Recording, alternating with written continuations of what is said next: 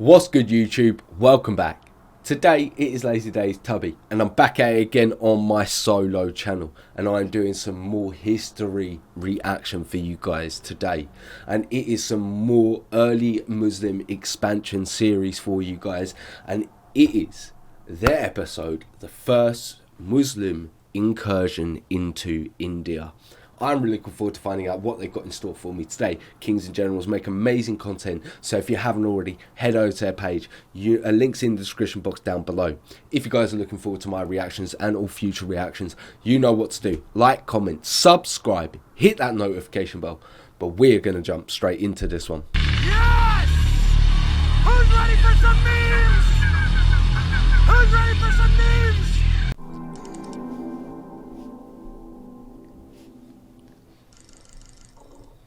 In our last video on the early Islamic conquests, we saw the Umayyad Caliphate greatly expand its borders in the aftermath of the Second Fitna, pushing into Afghanistan and finally completing the decades-long conquest of North Africa. Today, greater conquests will follow in both the west and the east, as the Caliphate's attention turns to Sind, Transoxiana, and Visigothic Iberia.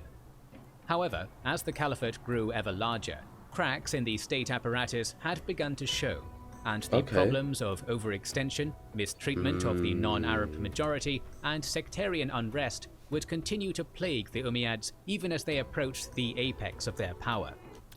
The problem with it is once you expand too far, it always gets so difficult to protect your borders, keep control of all the different ethnicities that you have within your empire or kingdom, whatever the size it is. But obviously the larger it gets, the more people you get, the more difficult it is. So you succumb to these problems. The years immediately following the Berber Queen Dia's defeat would be marked by both victory and some turmoil, particularly in Khorasan and Transoxiana, where caliphal authority had still not been fully restored since the Second Fitna. Between 692 and 705, the largely independent governor, Musa ibn Abdallah, had expanded his power base, first by conquering local Hephthalite and Sogdian city-states, even clashing with forces of the Tibetan Empire over influence in the region, then later forging local alliances in order to expand at the expense of other Arab governors in the region, despite his nominal loyalty to the Caliph. Musa was eventually brought to heel, and I was a bit lost, but I remember we covered this last episode, so I'm with you. Slain in a campaign ordered by al-Hajjaj and led by al-Mufadal and Mudrik, both sons of Khorasan's previous governor al-Mahalab ibn Abi Sufra, with the aid of the Arab-friendly monarch Tarkhan, ruler of Samarkand and the most powerful of the Sogdian rulers. However, the episode highlighted the increasing difficulty of maintaining control over such distant frontiers, and much of the following decades would see the Umayyads attempting to centralize their vast realm with varying degrees of success. A different sort of turmoil simmered in the capital during this same period. With Caliph Abd al-Malik now aged and sickly, thorny questions surrounding his succession began to arise. Though Abd al-Malik favored his sons, al-Walid and Suleiman, as successors, his brother Abdulaziz, governor of Egypt, was the preferred candidate for many, despite his advanced age, particularly as their father, Caliph Marwan, now dead 20 years, had previously declared that Abdulaziz should succeed his brother. Abd al-Malik's request for his brother to renounce his claim and withdraw from succession drove a wedge between the two, with Abd al-Malik seemingly fearing another civil war, as evidenced by his attempts to compel tribute from Abdulaziz and chip away at his traditionally very autonomous power base.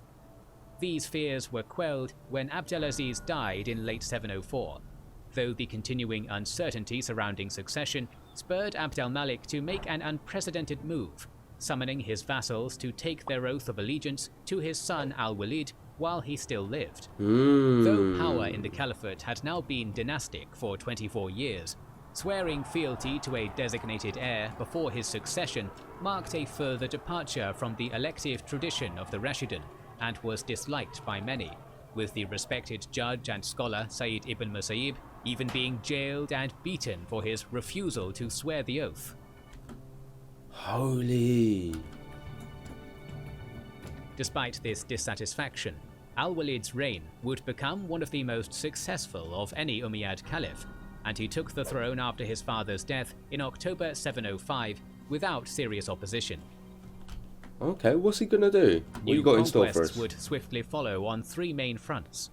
In the east, Governor al-Hajjaj, a trusted companion and advisor to the new caliph, would grow ever more influential, ruling Iraq and Persia like a kingdom of his own, and appointing his own governors to oversee further expansion. The most significant of these frontier governors were Qutayba ibn Muslim, who replaced al-Mufaddal as governor of Khorasan and continued the conquest of Transoxiana, and Muhammad ibn al-Qasim, governor of Fars, who would oversee the greatest Arab victories in India to date.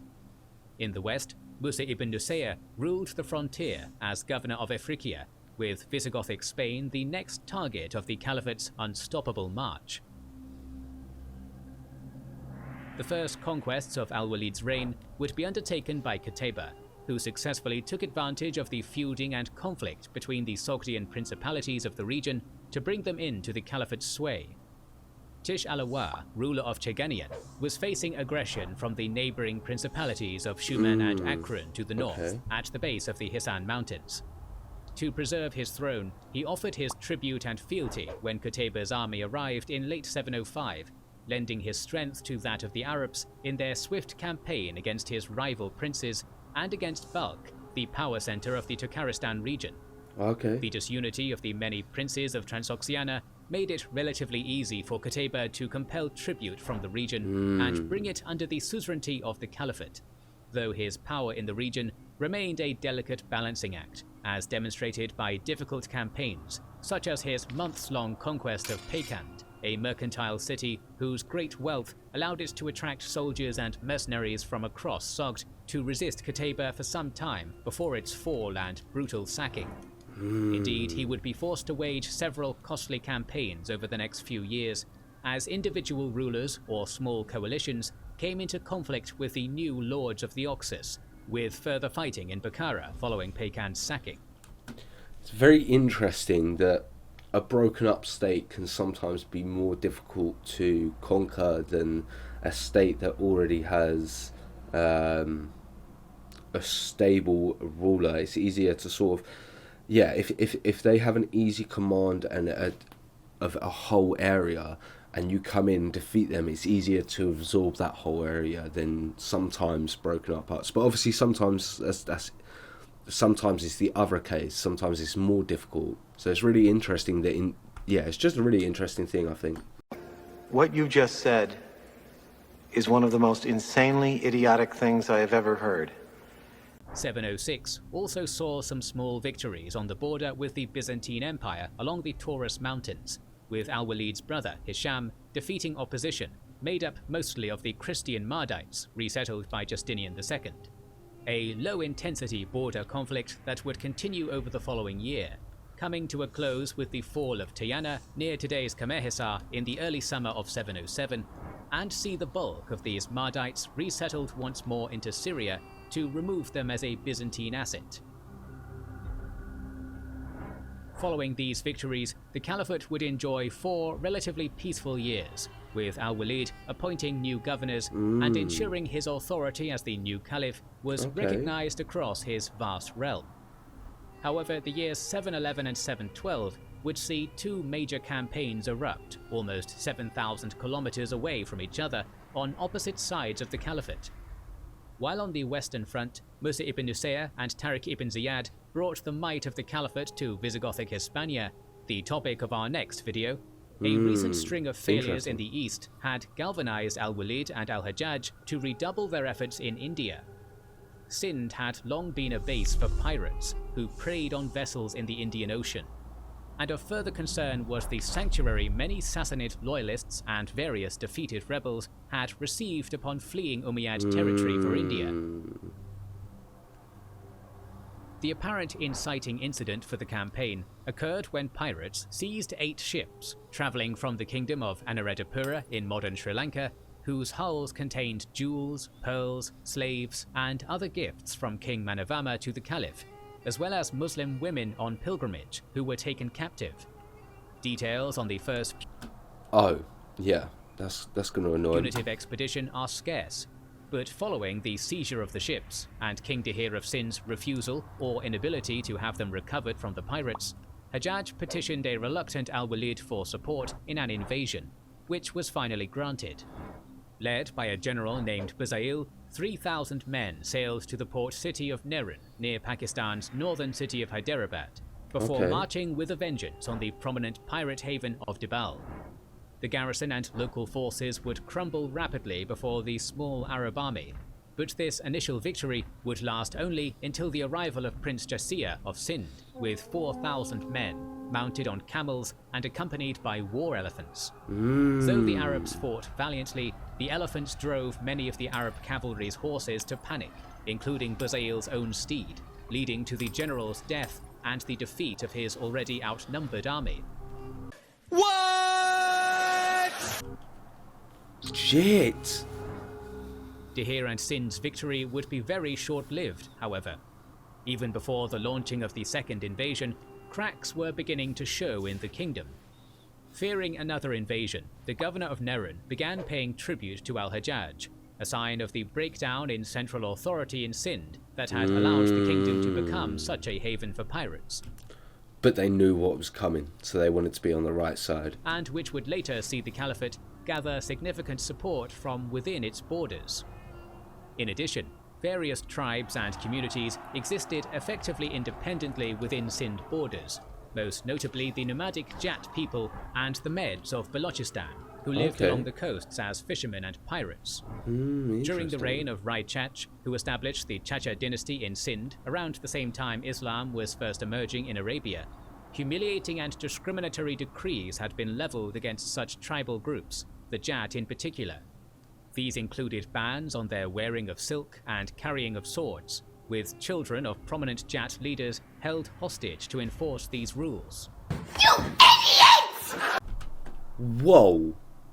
Whoa, yeah, of course that's going to cause, like, a rife division within your borders and political and the whole situation if you're making one class of people not able to do things. By the time of Al-Walid and Thire, these grudges still ran deep, but the Crown of Sind seemingly no longer had the power or authority to control its coasts or its populace, leaving large minority populations and disloyal vassals within the nation ready to take up arms against the state at the first showing of weakness. This opportunity would come swiftly, when in late 711, a second army was raised with Al-Walid's direct support, Al-Hajjaj using the soldiers from Buzail's army still held prisoner in Sind as a further grievance to goad the Caliph into war. Under the leadership of Muhammad ibn Qasim, the still teenage governor of Fars and Al-Hajjaj's brother-in-law, and counting 6,000 horsemen from the Caliphate's core Syrian army, an equal number of camel-mounted irregular warriors joining at Shiraz, and a further 3,000 at Makran, So it's a sizable force. Led by the province's elderly and sickly governor, Muhammad ibn Harun, this army would greatly outnumber Buzail's. And though his family ties and personal loyalty to Al-Hajjaj seem to have contributed more to the young governor's selection as leader than his military experience, particularly with Al-Hajjaj having suffered near defeat at the hands of one rebel general already, he would rapidly prove his skill as a commander in the years to follow. From Makran, the army marched into Sind with a vengeance, first conquering the Balochi city of Armanbale, today's Bela, Pakistan. Despite his youth and his larger army, Ibn Qasim proceeded with greater caution than Buzail had, wary of the Sind prince's army that had foiled the first expedition, and constructing a series of fortified camps as he advanced to guard against ambush. Reaching Dibal, smart play. On October 28, 711, ships arrived to unload vast siege engines and catapults, along with frequent correspondence from Al-Hajjaj, and the ever-cautious commander dug trenches around the besieged city to guard against any relief army or sortie before beginning a bombardment. While the 13th century Chachnamaz account of the siege to follow is rather fanciful, featuring a magical battle standard that rendered the city unconquerable until its flagpole atop the temple was shattered by a catapult stone, among other obvious embellishments, the basic overview of the brief siege is simple enough. After 7 days of bombardment from mangonels and the enormous catapult known as the Little Bride the Caliph had provided, the defenders of the city attempted to sally forth against the besieging army, only to be driven back easily. It's literally The nothing following they day, can do. Ibn Qasim's army assaulted the battered walls from every direction, soon scaling the walls and It's an absolute slaughter. storming the city. A brutal sack followed, with the city nearly razed, many killed as they sought refuge in the temple, and far more carried off as captives, leaving the recently freed prisoners from Buzayl's army in charge of Dibal, along with their former jailer Kubla, who was spared thanks to his kind treatment of the Muslim prisoners and swift conversion to Islam upon their victory. Interesting and fair. The great army swiftly departed their conquest to push on towards Nerun, where Jaisiya was still encamped. Outnumbered by the approaching army and receiving word of the fall of Dibal, the prince opted to withdraw to his father's side, commanding Nerun's governor to resist the approaching Arabs, unaware of the tributary agreement he had already reached. When Ibn Qasim arrived in Nerun, Wow, he didn't know about soon after it. Jaisiya's departure, he found no resistance, instead being allowed to rest and resupply, while Jat and Med tribespeople, hostile to the Chach monarchs and hearing word of Qasim's victory, flocked to his banner. From here, he first went northwest along the west bank of the Indus, conquering Sewan with little more difficulty than Dibal, despite the stubborn defense of its leader Bechera, cousin to King Dahir. Okay. After another week-long siege, its citizenry, frightened by tales of Dibal's raising, favored surrender, eventually driving Bechera out in order to do so. A few days later, at Badia, Bechera attempted another stand after fleeing Sewan's fall, joining that city's headman, Karakotak, to launch a night attack against the encamped Arab army. 1,000 of his best warriors split into 4 groups for the raid, under cover of darkness, backed up by Jats loyal to Sind. Confused orders would see the nighttime attack come to naught, however, with the 4 groups failing to properly coordinate in the darkness, some becoming lost and failing to reach the Arab army, while the rest were discovered and driven away by the alert sentries of the well-fortified. We have a problem. We have a problem. What fools? What fools? If you're gonna make a plan like that, you need to make sure it frickin' works. You idiots! What a waste. In the aftermath of this defeat, Karakotak submitted to Ibn Qasim as so many of Dahir's vassals had already, while Bechera and his loyalists were slain, bringing almost the whole of Sind west of the Indus under the sway of the Caliphate. The true test would be the crossing of the Indus, however, and here Qasim's army, camped at Kahal, began to face difficulties. Dahir and Jaisiya stood ready on the opposite bank, the 2 armies at times within bowshot of each other, guarding against a crossing. Despite nominally commanding the loyalty of the nearby conquered cities, Qasim's position was still tenuous, based on a fear that the loyalty might fade if the conquerors showed too much weakness. Okay. Indeed, as Makes the sense. 50-day standoff across the Indus drew on, the Arabs found great difficulty in keeping themselves supplied, with the army beginning to suffer from hunger and disease and being forced to eat many of their horses, while Sewan rose in revolt behind them and expelled its recently installed Arab garrison. Though this revolt was quickly suppressed and 2,000 fresh horses laden with supplies were soon sent by al-Hajjaj, the long period of inactivity was clearly weakening the Arab position. Thus, on Hajjaj's orders, the army departed towards Thatta, most likely in May of 712.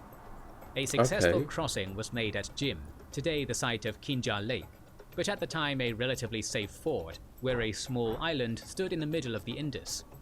Okay, Provided boats by okay. the local leader, Mokha Basala, Ibn Qasim had them filled with ballast and connected by planks to form a bridge, crossing before the unprepared Dahir could bring his forces to bar Smart. their way, and routing the paltry force under Mokha's loyalist brother, Rasil.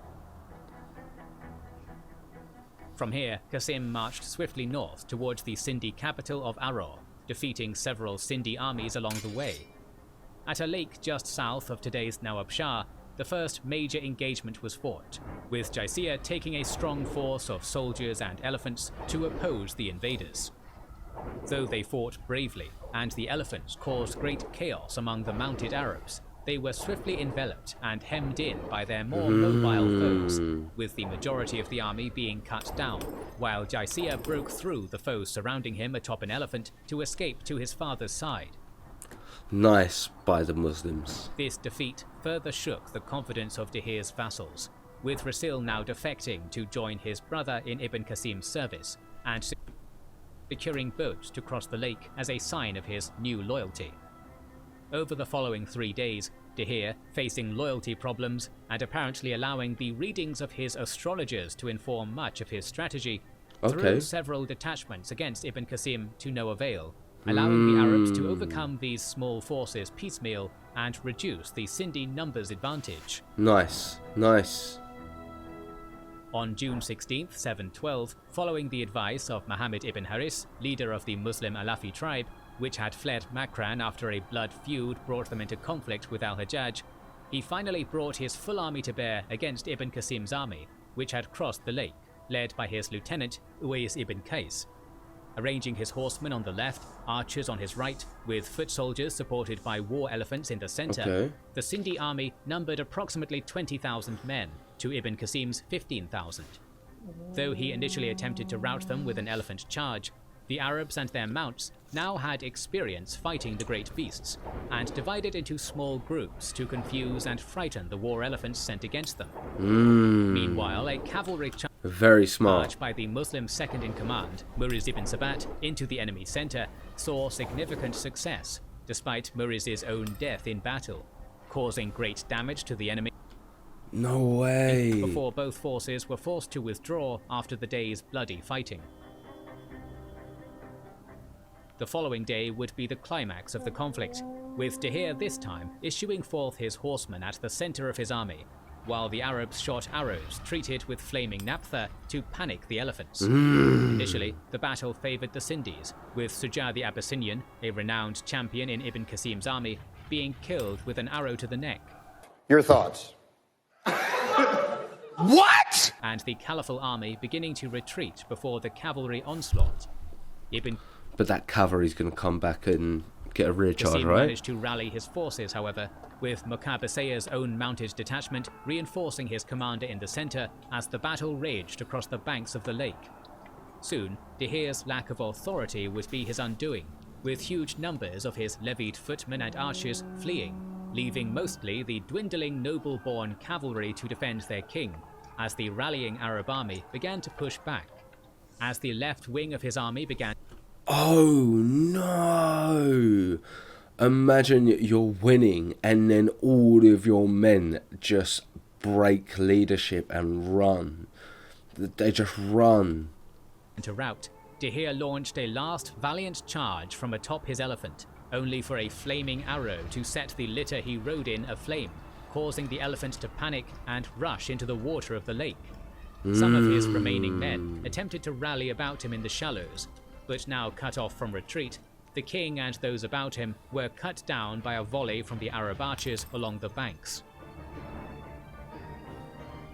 While Jaysia would escape to continue the war, this victory shattered the Sindhi resistance, with Ibn Qasim executing every prisoner, save the merchants and artisans, and few were willing to back Jaysia in continuing a losing battle.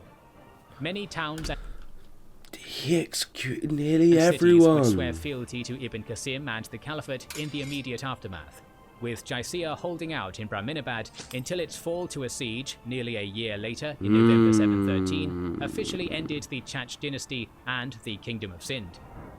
This conquest, together with the simultaneous campaigns in Iberia, would soon bring the Umayyad Caliphate to near its greatest extent. Yet, for all its power, the Caliphate was not invincible, and dangers both internal and external continued to loom.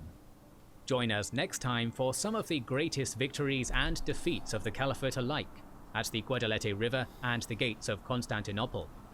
This series will continue, so make sure you are subscribed and have pressed the bell button to see it. Please. And you know I definitely have. Obviously we've got some time to wait for the next episode of this series, so definitely hit the notification bell to know when I react to it. And if you guys enjoyed this reaction, you know what to do. Like, comment, subscribe, hit that notification bell, and I will catch you in the next video.